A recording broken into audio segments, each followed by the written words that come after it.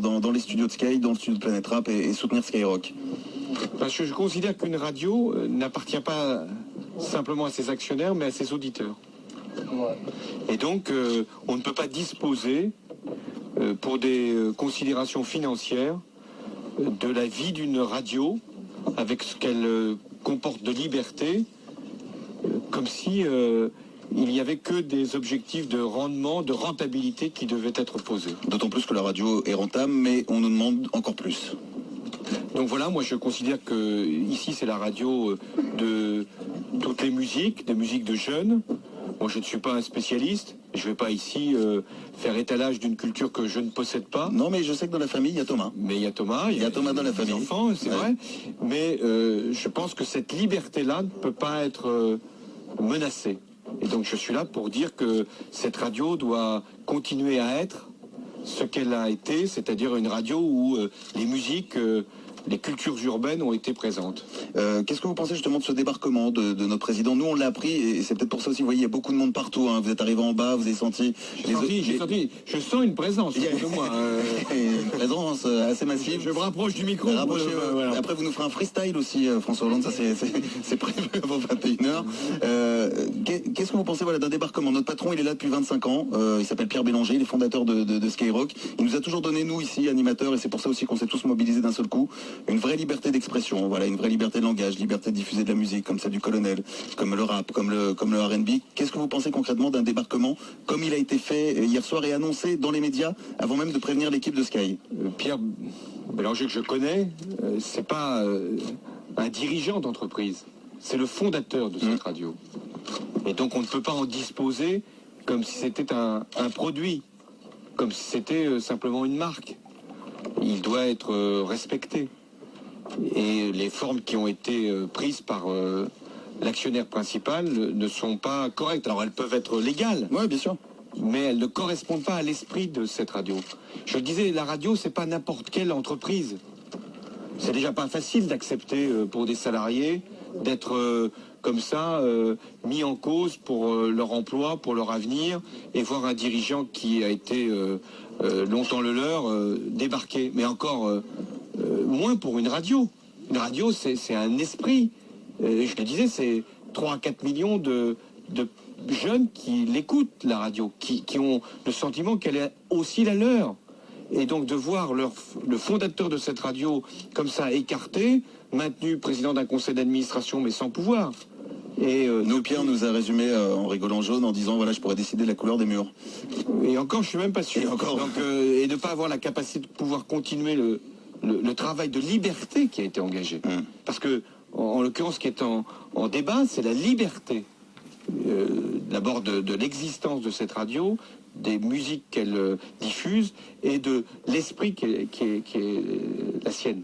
Vous êtes actuellement, donc, j'allais dire, passé peut-être le premier tour, peut-être, on le disait tout à l'heure avant de vous recevoir, le futur président de la République, vous y pensez le matin en vous rasant?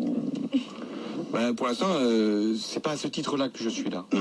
Je suis pas là. Il y a des primaires au Parti Socialiste, juste pour expliquer rapidement, il y a des primaires au Parti Socialiste. Et je veux pas donner l'impression, parce que je suis ici votre invité, qu'il y a une crise, qu'il y a une mobilisation, de venir défendre ma propre cause. Ma cause n'est pas ici, si je puis dire, en cause. Non, mais ce que je veux dire, vous avez une voix qui porte. La voix que je veux vous prêter, vous offrir ce soir, c'est une voix de refus de ce qui vient de se produire à Skyrock.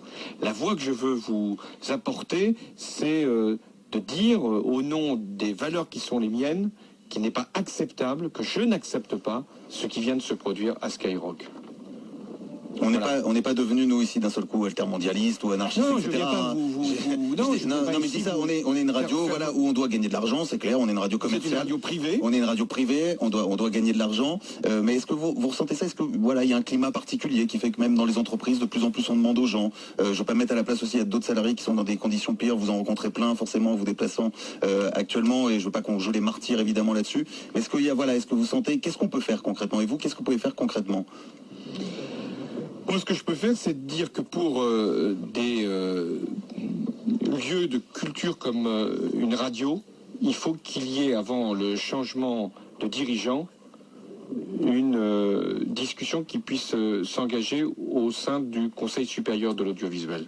Parce qu'en définitive, changer le dirigeant de Skyrock, c'est changer le pacte qui existe entre celui qui a attribué la fréquence et la radio.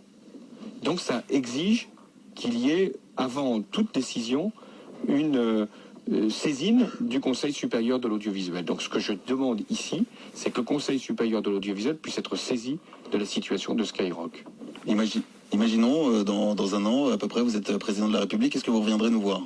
Si vous m'invitez, et si le colonel accepte que je lui prenne un moment sur temps d'antenne, il n'y a pas de souci. Monsieur le colonel. Monsieur le colonel, ouais. Colonel, je suis là pour dire mon refus, pour dire mon soutien, mais je ne suis pas là pour faire de la politique sur le dos de Skyrock. Voilà. Il y a beaucoup de messages, il y a beaucoup de gens qui sont mobilisés, qui envoient des messages au 41 Sky, 41 759. Je voulais avant tout vous remercier. C'est aussi important d'avoir des voix politiques parce qu'on sait que parfois apporte un petit peu plus. Voilà. Donc c'est pour ça que je vous demandais concrètement ce que vous pouvez faire. Vous, je sais pas, passer des coups de fil, faire des choses, ou alors peut-être un message adressé aux actionnaires qui sont certainement à l'écoute. Oui, il se trouve que je connais le président d'AXA, Henri de Castres. Donc Henri. Il était avec moi à l'ENA.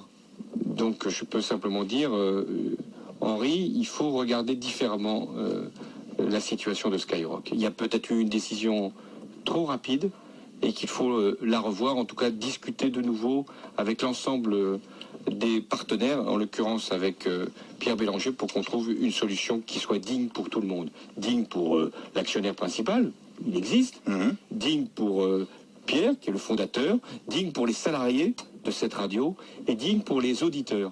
Parce que je pense qu'ils ont été là mis devant un fait accompli et devant un risque, une menace pour ce qu'ils considèrent être pour eux un peu de leur patrimoine. Tous ces jeunes qui n'ont pas de patrimoine, pour eux, ils ont avec Skyrock une partie de leur propriété. C'est ce qu'on a dit un petit peu, c'est pour ça aussi que voilà, toute l'équipe de Sky est vraiment dans son ensemble, s'est mobilisée ici depuis hier.